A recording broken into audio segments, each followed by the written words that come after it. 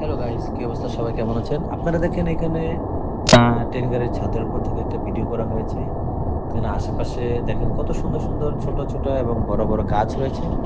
হ্যাঁ গাইস, এটা একটা প্রাকৃতিক সৌন্দর্যের একটি লীলাখেলা দেখেন।